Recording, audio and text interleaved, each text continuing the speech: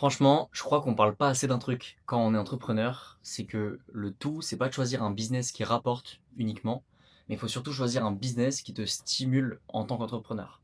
En fait, je vois beaucoup trop d'entrepreneurs qui font des chiffres vraiment cool, non pas hallucinants, mais vraiment cool, des 10, 20, 30, 40 000 euros par mois, et pas qui sont blasés, mais qui sont pas stimulés ou qui sont plus stimulés par leur business.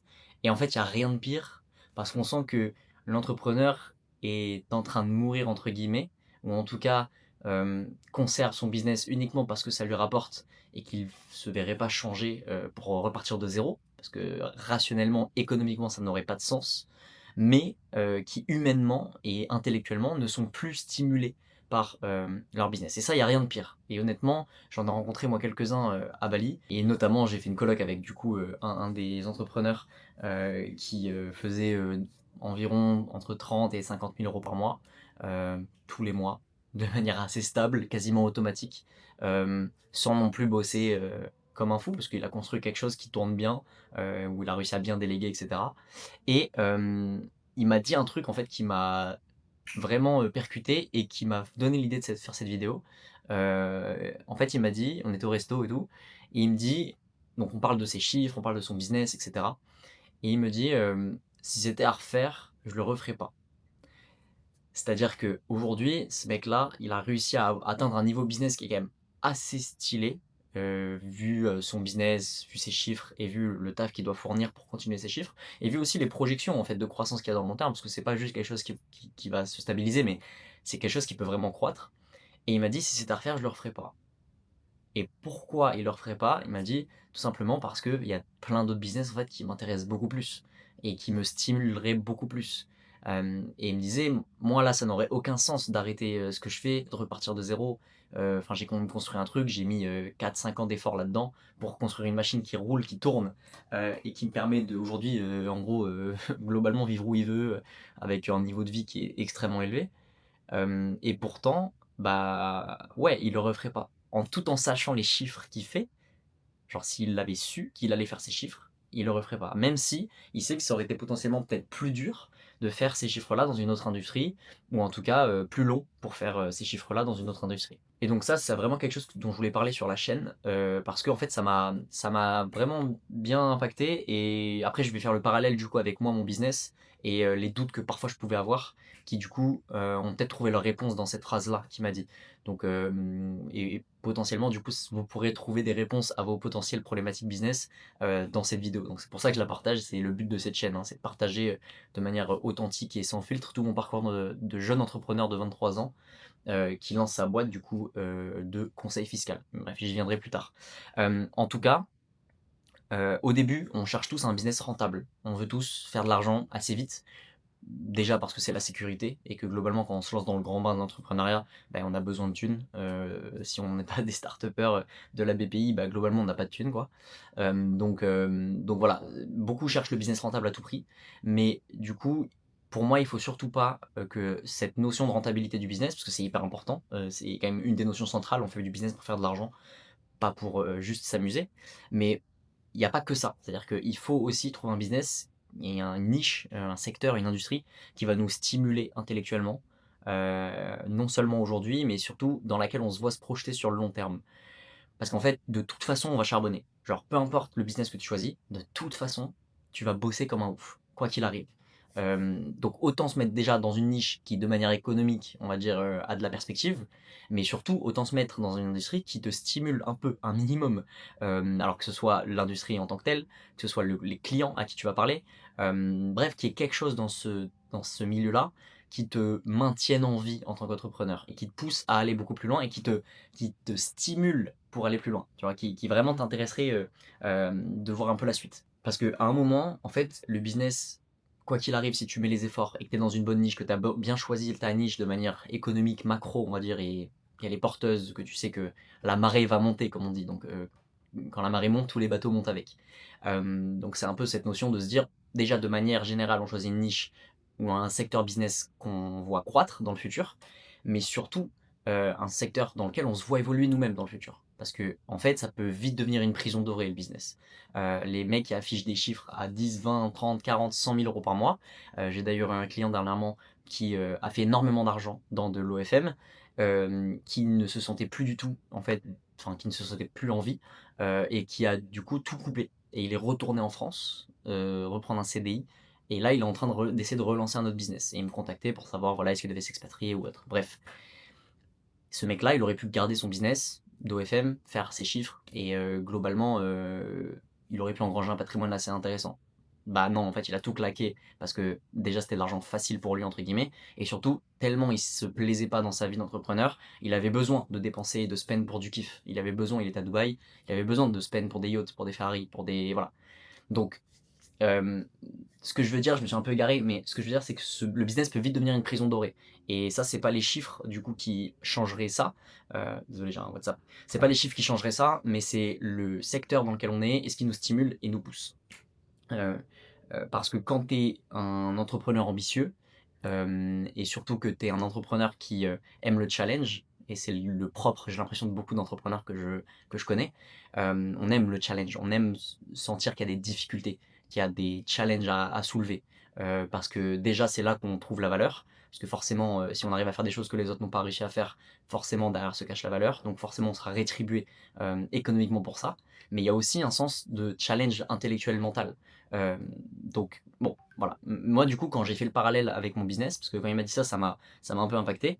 Donc, je me suis dit, est-ce que moi, honnêtement, j'ai bien choisi ma niche? Et en fait, ça a tout de suite sonné comme un grand oui. C'est-à-dire que je me posais déjà les questions de, en fait, moi, donc, je suis dans le secteur de l'accompagnement fiscal pour les jeunes entrepreneurs et plus globalement, au-delà de l'accompagnement fiscal, on veut accompagner tous les jeunes entrepreneurs dans tout ce qui est extra business, c'est-à-dire toutes les problématiques juridiques, fiscales, euh, financières, investissement, patrimonial, peu importe. En fait, tout ce qui n'est pas lié à leur business, enfin tout ce qui est lié à leur business mais qui n'est pas lié à leur activité en tant que telle, qui est plus lié au fait qu'ils soient entrepreneurs et dirigeants.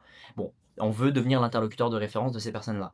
C'est méga challengeant, méga ambitieux. On a en plus un objectif de boîte et de structuration qui est hyper intéressant, dont je vous parle, enfin dont je vous parlerai, pardon, je pense dans des prochaines vidéos. Mais c'est vraiment de l'ingénierie financière, donc c'est assez intéressant. Et en fait, je me posais la question, non pas de est-ce qu'il y a de l'argent dans cette niche, ça c'est clair et net, c'est évident, on l'a vu tout de suite, le besoin et la demande et le product market fit, le founders market fit, tout ça c'est validé. Ça s'est validé assez rapidement et en vrai on était déjà convaincus, mais le marché nous a confirmé ce qu'on pensait, donc ça c'est top. Mais du coup c'est même pas d'un point de vue économique que je me posais des questions, c'est plus d'un point de vue capacité à soulever ces problèmes, capacité à entreprendre dans ce milieu, parce que vous vous doutez bien que s'il n'y a pas beaucoup d'autres entrepreneurs, si ce n'est, enfin pour ne pas dire personne d'autre, qui fait ce qu'on fait, c'est bien parce qu'il y a non seulement plein de barrières à l'entrée, mais aussi plein de difficultés et de contraintes, notamment réglementaires, notamment juridiques, notamment de compétences. Enfin, il y a plein de choses qui font que ce business-là est assez compliqué. Et d'ailleurs, il y a plein de ces complexités-là qu'on n'a pas encore soulevées. C'est-à-dire qu'il y a plein encore de sujets de flou qui aujourd'hui teintent notre business en gros d'embûches dont on ne sait pas comment on va traverser le chemin, c'est-à-dire qu'on ne sait pas trop comment on va réussir à soulever tous les problèmes, mais on sait qu'on avance et qu'on trouvera les solutions au fur et à mesure. Mais ça demande un bon mix de détermination, mais surtout de confiance en soi et en sa capacité à résoudre des problèmes. Et j'en parlais dans une précédente vidéo sur notamment le fait de se mettre dans l'inconfort, dans le danger volontairement, parce que c'est que dos au mur qu'on arrive à soulever les plus grosses montagnes. Et, euh, et donc voilà, c'est ce que moi je voulais comparer un peu avec mon business, c'est que beaucoup de fois, à plein de moments différents, en voyant notamment le business de certains de mes potes, etc., et en voyant moi ce que je devais faire pour gagner mon argent, avec Thomas, mon associé, on se disait parfois, mec, viens, genre on lance un truc beaucoup plus simple. Euh, alors il n'y a jamais eu vraiment cette volonté de le faire, mais en tout cas, plein de fois ça nous est venu à l'esprit de nous dire, putain, c'est quand même, genre là on a fait X euros, mais ça nous a demandé tant de compétences, tant de passage à l'action, tant de difficultés à soulever, etc. etc. Tant de responsabilités aussi. On est dans le domaine fiscal, donc on se doit d'avoir une responsabilité qui est très importante. On a beaucoup d'emmerdes, les gens nous apportent en fait et se reposent, les entrepreneurs qu'on accompagne se reposent sur nous. Donc en fait, quand ils ont un sujet et une incertitude, ils la reposent sur nous. Et nous, forcément, bah, du coup, on a un lot de de responsabilité et d'incertitude sur le dos et sur les épaules qui est stratosphérique. Donc en réalité, c'est pas le business le plus simple, loin de là. Et donc plein de fois quand on faisait cet argent ou voilà, quand on faisait le business et qu'à côté on voyait nos potes ou des mecs faire, de l'argent, kiffer et vendre des choses quand même très simplement, on se disait: «Putain, franchement, on n'a pas choisi le chemin le plus simple». En réalité, c'est pas faux, c'est-à-dire qu'on n'a pas choisi le chemin le plus simple, mais c'est justement pour ça que c'est le meilleur chemin qu'on ait pu choisir, je pense. C'est parce que non seulement comme c'est pas le chemin le plus simple, il y en a très peu qui l'ont fait avant nous. Deuxièmement, on n'est même pas sûr de pouvoir le faire, donc c'est très challengeant. Même si c'est risqué, ça reste très challengeant. Et troisièmement, on sait que c'est extrêmement porteur par la suite et qu'on monte en compétences et qu'en fait, à force de se challenger, bah forcément, on s'améliore en tant qu'entrepreneur même. Ça, encore une fois, j'en parlais dans une vidéo précédente. Mais en réalité, le business qu'on a, il est technique, il est galère, il est parfois très dur, très difficile mentalement, parfois très risqué aussi de manière réglementaire. Mais c'est pour ça qu'on est autant fan de ce business-là, c'est pour ça qu'on veut autant continuer, et c'est pour ça qu'on est archi convaincu du domaine dans lequel on exerce, et archi convaincu qu'on est les bonnes personnes pour exercer dans ce domaine. Parce qu'au delà du business, c'est qu'en fait on sait qu'on va se scaler soi-même. Et je crois que c'est une phase de Théo Lyon, ça, si je ne m'abuse, de Kodak. Mais en gros, il parlait du fait de devenir entrepreneur et d'entreprendre pour s'améliorer soi-même. Parce que c'est en s'améliorant soi-même qu'on va améliorer notre business. Et en fait, rien que d'un point de vue purement compétence, là, en 1 mois et demi, on a tellement step up. Enfin, avec Thomas, on a changé de game en termes de compétences, tout, de fiscales, juridiques, financières, etc. En fait, on n'a jamais été plongé autant dos au mur pour dire les choses proprement. Et donc forcément, en fait, bah, t'es obligé d'apprendre. T'es obligé d'apprendre, t'es obligé de show up, t'es obligé ouais, de dire, de montrer que t'es présent, d'améliorer, de comprendre, d'apprendre aux gens. Enfin, moi, quand je fais des rendez-vous avec des avocats, et là je m'éparpille, là je parle de plein de trucs, mais j'en ferai d'autres vidéos, mais quand je fais des rendez-vous avec des avocats, hier ça m'a choqué pareil. Je faisais un rendez-vous avec un de mes clients qui est en fait un joueur de foot belge, et je le mettais en relation avec un avocat. Parce que comme il est belge, etc., il y a des particularités que je peux pas résoudre, et j'avais besoin de cet appui-là, parce qu'il y a beaucoup de substances, beaucoup de complexité dans son cas, bref. Et du coup, je l'ai mis en relation avec un partenaire belge, avocat, qui travaille dans un Big Four, pour ne pas citer qui il est ni le Big Four dans lequel il travaille, mais un excellent avocat. D'ailleurs, on ne dit pas avocat en Belgique, mais on dit tax advisor, parce qu'un avocat, c'est une personne qui n'a pas la maîtrise juridique, qui n'a pas les 10 ans d'études, mais qui a que, en gros, 2 ans pour pouvoir faire des plaidoiries. Bref, mais il m'a appris ça du coup. Mais tout ça pour dire, j'ai fait ce rendez-vous avec l'avocat, qui est donc une brute dans son domaine, et quand je voyais du coup ce qu'il lui disait, et les problématiques, enfin, quand il apportait ses réponses aux problématiques de mon client, bah, globalement, j'avais la réponse à toutes les questions déjà. Et ça m'a montré que, et je les aurais jamais eu ces réponses-là il y a 1 mois et demi. Mais en fait, ça m'a montré que rien qu'en 1 mois et demi, à être plongé constamment tous les jours dans le même style de problématique, vraiment dans le concret, et devoir soi-même trouver les réponses, en fait, on évolue tellement vite, mais genre tellement vite. Thomas, c'est pareil. Enfin, honnêtement, on devient de plus en plus vraiment très bon dans notre domaine. Et alors évidemment, le but c'est pas de nous spécialiser. Je viendrai plus tard dans la vision, enfin dans une autre vidéo sur la vision de la boîte, mais de toute façon, c'est tellement stimulant que genre c'est incroyable parce qu'on sent qu'on devient vraiment meilleur professionnel. On est des meilleurs professionnels qu'il y a 1 mois et demi. Et on est bien meilleur que si on avait fait n'importe quelle autre carrière classique dans nos métiers respectifs. Donc c'est un truc de ouf. Donc voilà, ce que je voulais dire, c'est que en plus d'avoir un potentiel business incroyable, on bosse sur du coup des sujets qui nous font réfléchir, qui nous challenge, sur lesquels du coup on progresse énormément, sur la fiscalité, le juridique, fiscalité française ou internationale, le réglementaire, enfin bref, il y a plein de sujets. Et donc en fait, la rémunération elle est au-delà de financière, elle est intellectuelle. Et pour quelqu'un comme moi, qui en tout cas aime bien le challenge et ne déteste se sentir le plus intelligent de la pièce, hem, j'estime que quand on est le plus intelligent de la pièce, c'est qu'on n'est pas dans la bonne pièce. Et je sais plus à qui j'ai piqué cette phrase, mais je crois que c'est assez connu. Mais voilà, faut jamais être pour moi la personne la plus smart de la pièce. Faut toujours être la personne qui est last chair, en dernier. Toujours s'entourer de personnes plus intelligentes que nous. Et en fait, cette rémunération du coup intellectuelle, pour quelqu'un comme moi, qui ait cette vision-là de la vie et des choses, c'est particulièrement plaisant. Hem Et c'est vraiment, je pense, que je voulais chercher. au-delà du défi entrepreneurial, c'est ce que je voulais chercher dans le fait d'entreprendre dans ce milieu-là, fiscal, alors que j'aurais très bien pu lancer ma formation pour, faire de l'acquisition, grâce à du contenu, par exemple, l'acquisition, du marketing et cetera, personal branding et autres.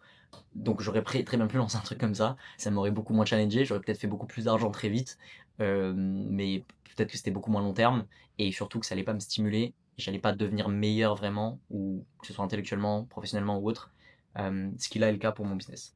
Donc en plus de ça, quand on s'améliore du coup intellectuellement et qu'on se scale soi-même et qu'on exerce dans une industrie qui est complexe, l'argent suit au final, de manière naturelle. Tout simplement parce que tu es bon dans ce que tu fais, tu es dans une industrie avec des barrières à l'entrée assez élevées et parce que bah, t'aimes surtout ce que tu fais. Donc voilà, ma conclusion pour cette petite vidéo, c'est que il faut pas choisir uniquement son business pour le cash flow qu'il va t'apporter ou pour le potentiel économique, même si c'est un des critères primordiaux, selon moi, pour lequel on choisit un business. Puisque comme je l'ai dit en introduction, quitte à bosser 15 heures par jour, autant bosser 15 heures par jour dans un business qui peut te rapporter énormément sur le long terme. Et j'ai bien dit énormément sur le long terme. C'est deux termes très importants pour moi. Mais ouais, choisis pas que pour le côté économique, choisis-le aussi pour le kiff, pour la stimulation intellectuelle, ou en tout cas pour parce que je dis ça, peut-être que tout le monde n'est pas comme moi, mais pour en avoir rencontré plus d'un, voilà. En tout cas, c'est ce que je voulais dire. Il y en a beaucoup, je pense, qui sont dans le même cas que moi, qui suivent cette chaîne, et peut-être que ça pourra du coup vous donner quelques réponses à certaines questions que vous vous posiez sur votre business ou sur votre potentiel business que vous voulez lancer. Le bon business, c'est pas uniquement celui qui t'enrichit le plus vite, mais c'est aussi celui qui te stimule le plus sur le long terme. Merci beaucoup.